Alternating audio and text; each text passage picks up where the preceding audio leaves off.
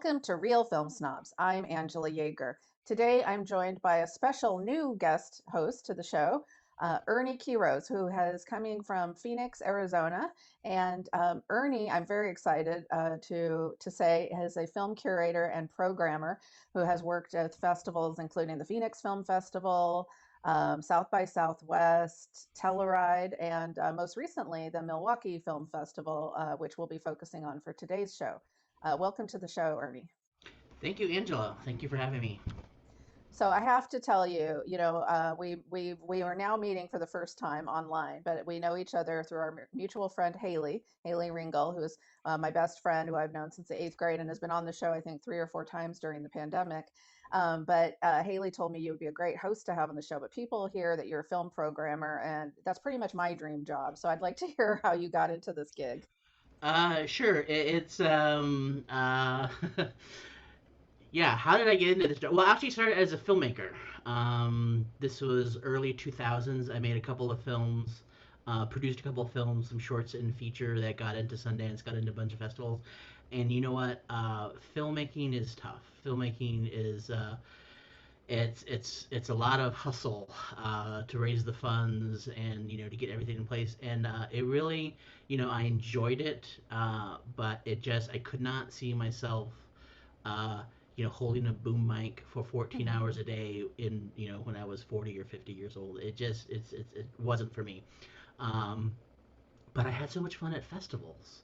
Hmm. And I thought, well, if I get a job at a festival, then I can go to the festival every year. I don't have to worry about trying to make a film and trying to get in the festival. So I went back to school, finished my degree in film and media studies, and then I just started volunteering for the local film festival, which for me was the Phoenix Film Festival. And then got into programming. The first programming job I had was for the Scottsdale International Film Festival. I put together a showcase of Latin American films that was like 10 years ago. And then just sort of started programming for other festivals.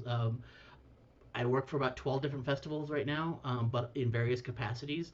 A lot of them are volunteer gigs, but then a lot of them, they start as volunteer and then they are able to work up into paid gigs. So there's And about it four gigs, including Milwaukee, that sort of are the big paying gigs for me. that are more. So some of those are voluntary you're So some doing of with them are the hopes volunteer. that they would eventually might get paid. Well, a lot of them I work for like a small little honorarium, or I work for a badge. I work for a pass, To something see like all the films. Telluride. Yeah. Yeah, exactly. Or honestly, like Telluride, it's a small little fee and a badge, but honestly, it looks so good on the resume and has led to so many other jobs. Mm.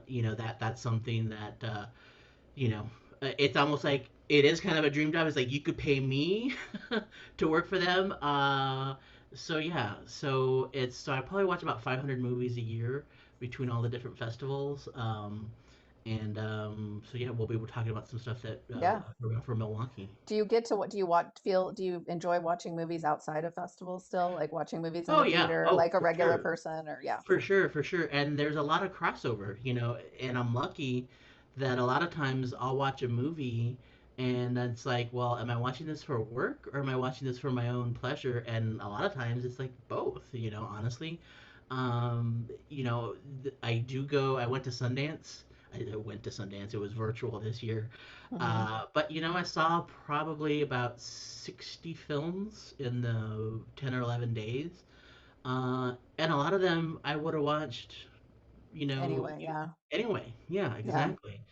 Yeah. And so it's like, wow, if I can watch them and maybe help those filmmakers by putting them in other festivals or do what I can to promote those films or at some point, even meet those filmmakers, that'd be awesome. That'd be great. But if nothing else, hey, I get to watch a lot of really great films. And you also have a little bit of a niche, from what I understand, looking at some of the lists of movies online. Yeah, You often will program like Latino or Latin American yeah. film sections of the festivals. Yeah, so I am Mexican American, and that was something from the very beginning. Uh, um, try, I don't know how much you want to get into it, but yeah, I mean, I was never really, I don't speak Spanish. I wasn't really raised Mexican, if you will, Hmm. and so in my early days. I wanted to explore my own culture through cinema. This is kind of how I explored it. And this was early 2000s when if you remember when Guillermo del Toro, Alejandro González Iñárritu, Alfonso Right, sort of the new Cuarón, wave, yeah. these were sort of the new wave, and Latin American cinema sort of exploded onto the cinema scene. It was very exciting, and it was a way, and I had been into cinema before, so it was like really exciting to sort of be of Latin American descent and have all these Latin American films sort of coming into the marketplace. And so then that's when I started like, you know what, I want to do a Latin American film series, and I started that at the Phoenix Art Museum. This was 2010.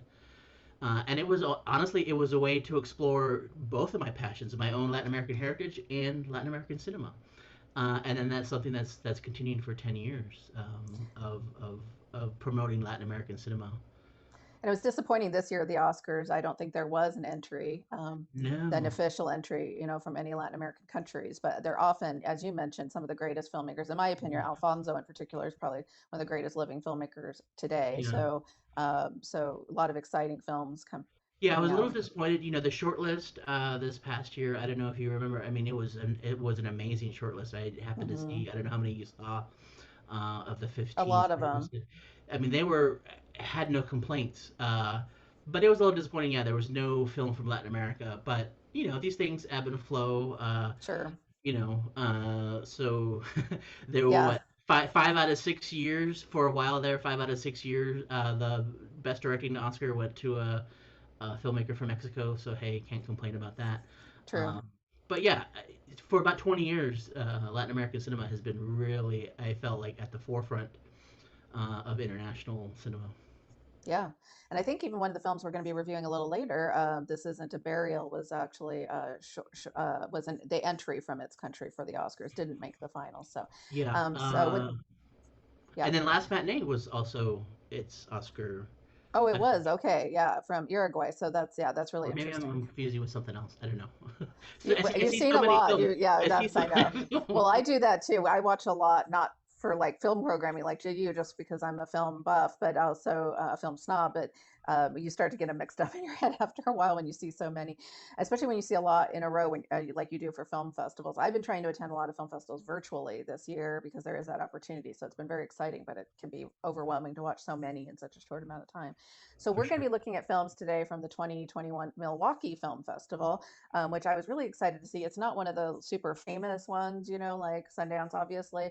But when I looked at their website, when I talked to you about being on the show, they had an amazing slate of films. So these are just four that we kind Yeah. of picked to review on the show that we thought also might get some distribution so that hopefully people will have a chance to check them hmm out. Yeah, it was the 13th year for the festival, so they're a fairly young festival. It was my first year with them, but I mean, I was really proud of the lineup that we were able to come up with. I mean, a lot of films from Sundance, from South by, and sort of curated from these other festivals, and sort of a Hmm. best of kind of festival. Yeah. Stuff going all the way back to last year's Toronto and Venice. Yeah, very exciting. So let's kick off with our first movie, which is one I was particularly interested in, No Ordinary Man. It's a documentary about the jazz musician Billy Tipton and his influence, his modern influence on trans artists. The directors take a really interesting approach with this film, which is it's not a straight kind of biopic documentary about the life of Billy Tipton. It's very much seen through this perspective of modern trans artists. And in particular, they're doing a casting call with trans actors who are coming in and sort of reenacting various parts of Billy Tipton's life. Billy Tipton, as I mentioned, is a jazz pianist, is very renowned in his time and and quote unquote past for basically his entire life. And then the film also they go back and they get to talk to his adopted son, who's still sort of wrangling with his legacy. One of the things I was worried about going into this film is that the music would be lost, but luckily Billy Tipton's music is still very much, present in the movie, and there is some exploration of that. However, the focus is really more on the trans identity and the struggle of being a trans person, and the fact that there are very few heroes, quote unquote, in the trans community, and Billy Tipton is a really early example of someone. So the film really grapples with that through these interviews with different people that are kind of reflecting on Billy Tipton's life, and they are reflecting, either they themselves are artists or musicians, so they bring that perspective, but others are just more interested in the issue of trans identity itself. So I'm curious to hear what you thought of the film, Ernie. I loved it. You know, I loved, like you said, the sort of the unique approach to the film. It wasn't a straight up biodoc. It really helped. I mean, it gave the background for people who maybe didn't remember or don't know Billy Tipton, which I vaguely remember. I think I was very young when that story broke. I think in '89. And I remember how it was sort of sensationalized and sort of sort of tabloid fodder, like, oh my God, 50 years, how could, married to a Mhm. woman and all this stuff. But it does a really good job of going beyond that and sort of putting it into context with, like you said, artists of today, musicians today, queer actors and sort of the impact that he had. And I also liked how his son, how especially at the end where he's able to connect to other actors, other trans people, and sort of realize how important his father was. Right, because he thinks, oh, people don't really, care anymore. It was just this tabloid scandal. They show the clips from like Sally Jesse Raphael and Oprah and the time, just being like, oh, we're married to a person you didn't know was actually a woman, and they're really playing up that aspect of it, not playing up, for one thing, how brave it would be to live your life that way, or the fact that he was an amazing musician, the things that should have been recognized. So I thought, and so the son was left with this kind of bitter sweet legacy, really. And so seeing that, in fact, that his father actually had a really positive influence, that people were now recognizing, I think meant a lot. So that gave the film like its emotional core, I think. Yeah, and I liked, like you said, it sort of takes this sets up this like casting sort of narrative of so you see a bunch of different actors. One of them was African American. They don't look like Billy Tipton, Hmm. but they all sort of embody maybe his spirit and are able to come at the story in their unique perspective. So I thought that was very interesting that you had all these different actors, different body types, different Yeah. yeah, who all sort of play Billy Tipton. Right, yeah. So I definitely can recommend this. I think it was a Canadian, actually, a Canadian production. Do you know, Ernie, whether this one will be distributed or have any sort Yeah, of? I think it's going to get a limited theatrical towards the end of summer. More than likely, it'll probably be the easiest way to find on streaming. I'm not sure what platform it eventually lands on, but Okay, so it will get limited theatrical. yeah. Okay, that's great to Mhm. know. This is stuff we need you here for, right? Tell us where we can we find these Yeah. things. Okay, so we'll move on to our next film, which I believe is yours. Yes. So my first film for the show is a film from Uruguay, which is in and of itself, I think, is pretty remarkable. Honestly speaking, I need to find a map to find exactly where it is. So it's called The Last Matinee, Al Morir la Matinee in Spanish, and this is a horror film in the vein of giallo movies. If you're familiar with the Italian giallo films, Dario Argento is probably the most famous example. Um, so pretty bloody, pretty gruesome, some over-the-top kills all practical effects, which I really enjoy. I'll be honest, horror's not my number one genre, but I can appreciate Interesting. a good horror film, and I also appreciate the craft, and I can appreciate, and this is why I sort of picked this movie. Um, the cinematography, the music, they're all reminiscent of these giallo films. I think it takes place in 1993. So it has this great sort of synth pop score. The cinematography, you got a lot of really bright saturated colors, reds, yellows, blues. So it's about a killer who is stalking and killing people in a movie theater. Which was also pretty cool to see, in the pandemic times, just sort of like, oh yeah, I remember going to the movies. Um, And so it takes place almost in real time, sort of the last screening of the night, and of course everyone there is watching a horror movie, and the movie within the movie that is a real movie. I came to find out. Oh, really? Uh, it is, yeah. They're watching this Frankenstein movie, this sort of like cheesy kind of low budget Frankenstein thing, which in and of itself is a Uruguayan horror film. The killer, I actually found this out too. The killer, the man who doesn't have a name, I don't think, it's Mm-mm. not in the film, not in the credits. He's actually the director of that film, of the Oh, film within interesting. the film. And so the director of this film wanted to pay homage to not only the Giallo films but also to him, also to this director because he's very influential in terms of horror films in Uruguay. So yeah, so basically it's a killer stalking other people in a movie theater. It's as simple as that. A lot of great bloody kills, all practical effects, and you get the nice squishy sounds and a lot of the blood. So I think if you're a fan of the horror films, of giallo films, I think you'll like it. Maybe not for the squeamish, not for everyone's taste. So I'm Right. interested in hearing your take and sort of your thoughts on it. Yeah, I immediately thought of the films of like Dario Argento, Mario Brava, because of the effects, as you mentioned, they're very, like very visceral. You have the blood pouring out, the squishiness of the eyeballs, which there are some ghastly eyeball sequences. There is no, the plot is exactly what you said. There's nothing else to it. There's also no motive. The killer shows up in the theater, just starts killing people randomly. We don't get a backstory. We're used to in more modern horror films, I think, like backstory, plot, maybe political implications, like in something like Get Out. There's none of that here. This is just straight slasher, very old school slasher film in a way. What I liked about it, also, like you mentioned, the creepiness. It's this old kind of decrepit movie theater with these various people in the theater, a couple on a date, a kid that snuck in, some teenagers. It's just these random assortment of people that are all there, and you're watching the killer kind of pick them off one by one. So it's really very much a film for horror fans only, I would say.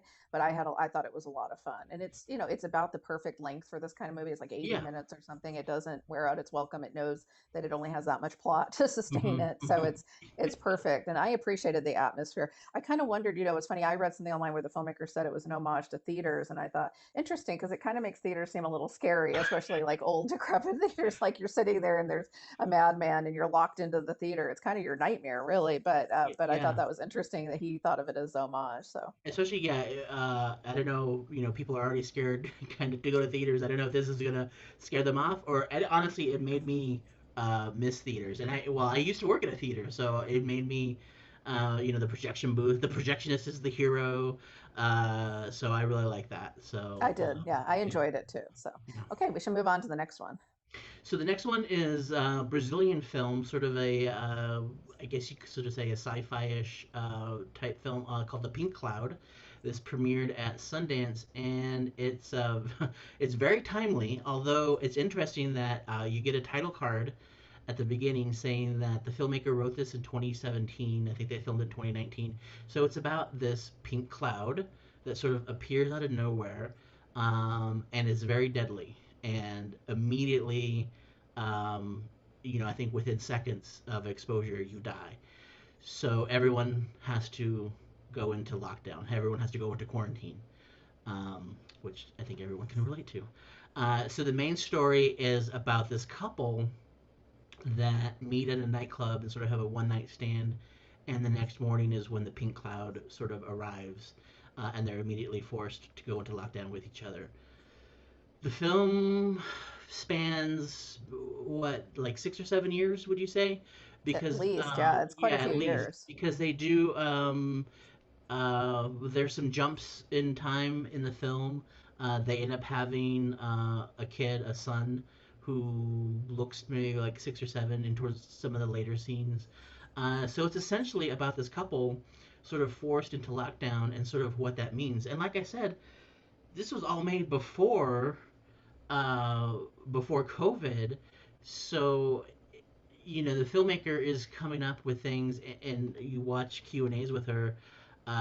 she was a little afraid of, like, oh my god, everything that what she was writing and they were coming up was happening as they're making the film, and she was like, no one's gonna believe that I came up with this on my own, and no one's gonna believe, Hmm. uh, that these were my ideas. They're gonna think I just copied, and but she was able to sort of foresee a lot of things that ended up happening of just our reaction of what it's like to work in these conditions, work and live in these conditions. And that's what I sort of found remarkable of it's about human nature and how we would have reacted to these conditions, and a lot of it she got right. Yeah, and it's interesting because as a sort of sci-fi film, essentially, I mean, kind of, though it's not that sci-fi because it feels like it just happened to us. But the thing that I liked about it is the pink cloud is beautiful. Like every time they show them looking out their windows, you can see the pink clouds drifting by. Very different from a like classic sci-fi movie like Soylent Green, where the sky looks disgusting and it's so polluted and everything's awful. And so, but it's this deadly thing. The part about the film that I think was really the key that makes it interesting is the fact that this was a couple that just met who may Hmm. never, if it hadn't been for this incident, may have never seen each other again, may not have actually worked out. But now, after a one night stand, essentially they're forced into isolation with each other, possibly for a lifetime. We don't know. We Yeah, don't know at the end, yeah. how long this is going to go on. It doesn't seem like there's any solution. There was part of my brain in a few scenes where I thought, oh, how are they? I know they have the thing with the tubes and The the food tube. gets in, but I thought, how are they growing food if nobody can go outside? Like I was trying not to like let my brain wander into the how is this possible, which you tend to do when you're watching sci-fi to a certain extent. Like, how did they, that quickly shift and be able to do food production indoors or whatever? Uh-huh, uh-huh. Um, but I liked the themes of it, and I definitely felt like I could identify with it because the couple are dealing with the isolation. The husband basically adapts pretty well compared to the wife. Hmm. He's got some issues. His aging father he can't see anymore, but his wife, the woman in the film, she's not coping. She misses the old life and is really struggling mentally adjusting to it. And I felt like there was a lot of elements in there that we could all identify with. Yeah, and I do like you said, yeah, it's beautiful cinematography. A lot of times, yeah, they're looking off into this pink cloud, and you get this wonderful, these pink colors that just make it look beautiful. But then you think, wow, within seconds, this could kill Hmm. people. So, Yeah, but yeah, you're right. A really lot of interesting film. yeah, yeah. Was it And really that's gonna come out divisive? later. What's that? Was it a divisive film at the festivals?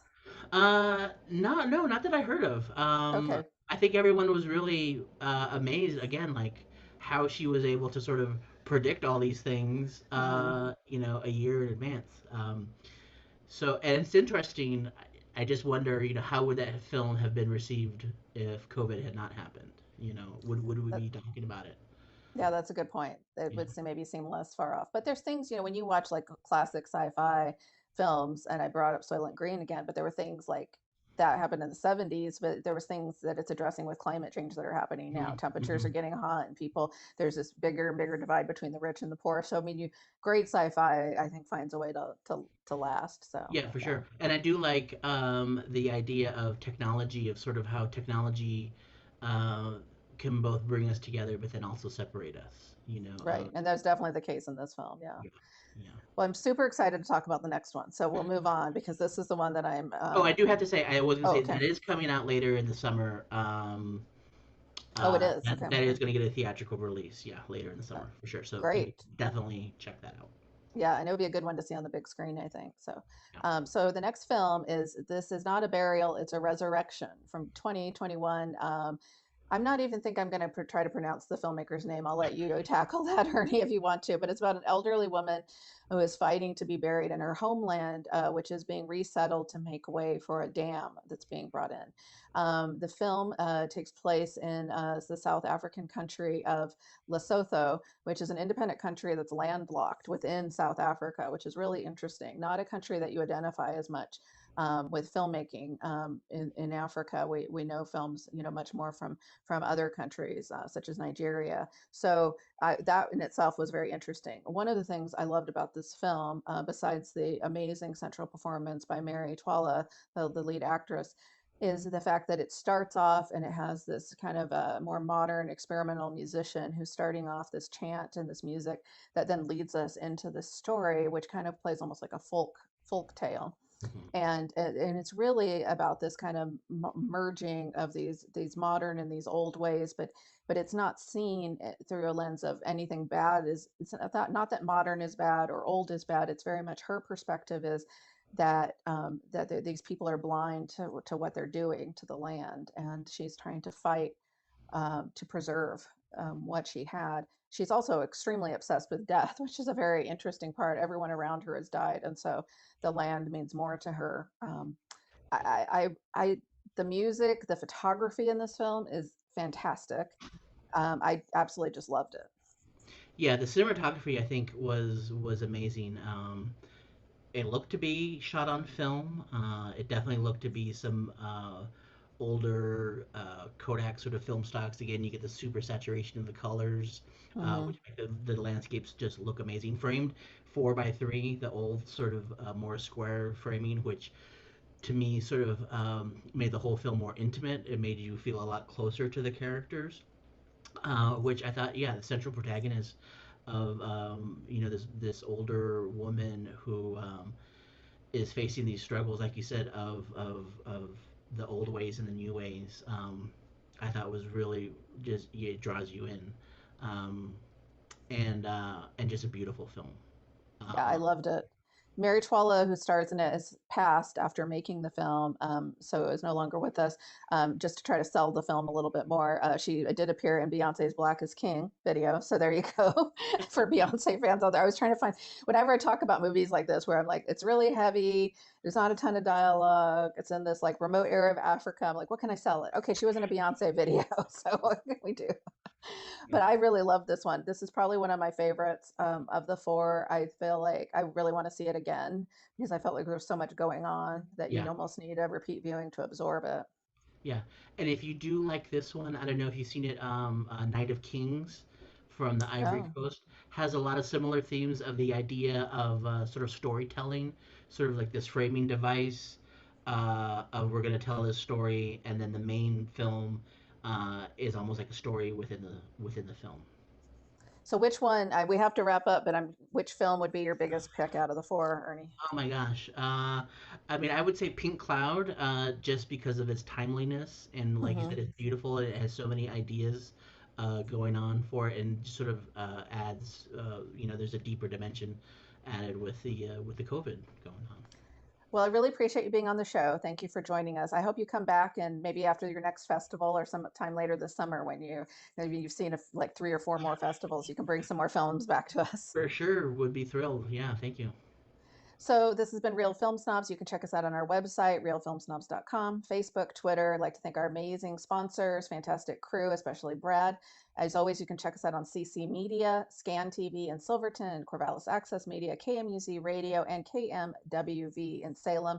Have a great day and great movies.